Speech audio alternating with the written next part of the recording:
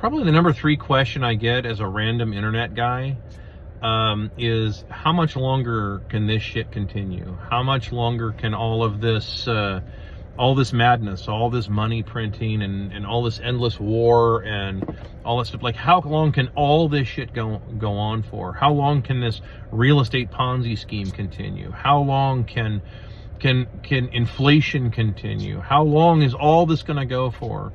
You're not going to like my answer. I've said it a while back, but let's be clear. It's probably not going to stop.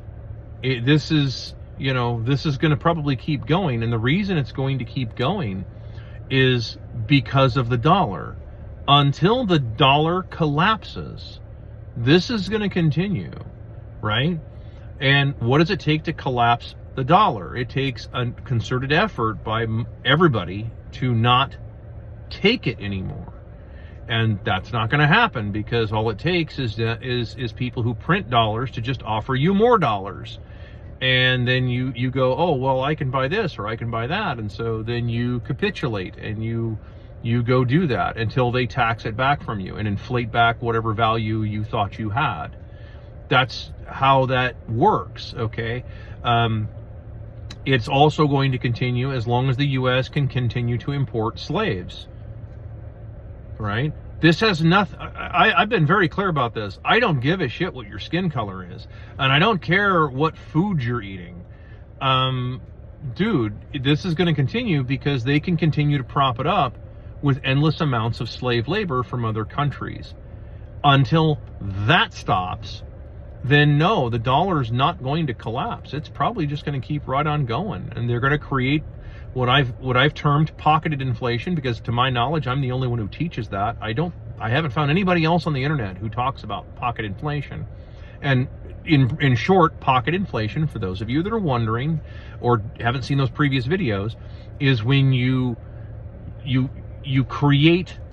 give more subsidies directly or indirectly to people to keep them going, to keep them afloat, but everybody else you make sure they don't get any subsidies, and they get to eat all of that inflation.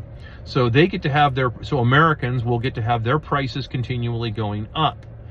And then the illegals, the H-2B visa holders, the H-1B visa holders, all these people that they're going to flood the country with, all the slaves that they'll give visas to, those are the ones that are going to be subsidized directly or indirectly.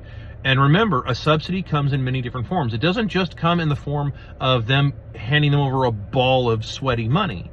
It comes in the form of giving that employer a special tax incentive to hire this person as opposed to that person. Do you follow how this works? I mean, like, subsidies come in all different forms. It's not just a cut and dry thing.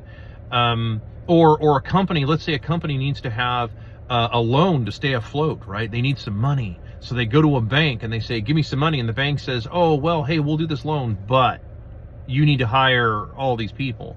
And here, by the way, sign this NDA so that way you don't tell anybody that what you had to agree to for us to write this loan. I'm not kidding. That's exactly how this shit works. Like, I mean, you really need to understand how high-level banking works. If you think that someone, like, for example purposes, if you really think that Elon Musk went to that bank and borrowed whatever, I think it was like $24 billion to buy Twitter, and there wasn't a bunch of crazy-ass strings attached to that, you don't know banking. Dude, there's probably NDAs and there's secret contracts and all kinds of shit that nobody knows about that he fucking agreed to do that. That's why he's going to play his little role with this whole thing about free speech, but not really be about true free speech, right? I mean, there's still algorithmic distortion. And so I'm not picking on the guy. I'm just telling you that's the truth, okay? Another scam for those of you that don't understand the insurance premiums, because I know there was a lot of people that actually responded and they said, well, premiums are going up because of this. And I'm like, dude, I know all this stuff. I mean, you don't have to educate me on it. I do understand it. But one of the things, there's another type of subsidy you can look at, which is the insurance premiums. Where I am, there's like, Bob's Insurance Company, on the side of the road kind of deal. $25 a month, for your auto insurance, right? And that's pretty much what illegals get, is the $25 or $40 a month insurance. Now, if they actually get into a wreck, there's so many exclusions in that policy that there's basically no coverage for it. It's a scam. The state of Texas allows it. Many other states allow this. It's basically an insurance scam. And those insurance companies are reinsured by the big carriers, the ones that we all know the names of. So those guys, what they do is they help these small so-called insurance companies get up and running, and they offer them reinsurance, but then they close down as soon as the claims get a little too high. And what happens is there's no actual effective coverage. There's just coverage on paper. As soon as they get into a wreck with you, one of the drunk illegals plows into you at speed, what ends up happening is that you get to, call up their insurance company and then spend 60 days and eventually have to have a lawyer send them notice to say, hey, you need to respond. And then 30 days later, they'll respond with, oh, there was an exclusion and there's no actual coverage for this particular wreck. So then it has to go on your insurance. So that means that you get to eat those insurance premiums, not the illegals. You understand how that works? Like, this is just, subsidies take all different forms, and you're just going to have to realize this. So no, until all of that goes away, right, then the dollar is not going to collapse. And if the dollar's in collapse, then all of this shit's just going to keep right on continuing. I wish I had better news for you.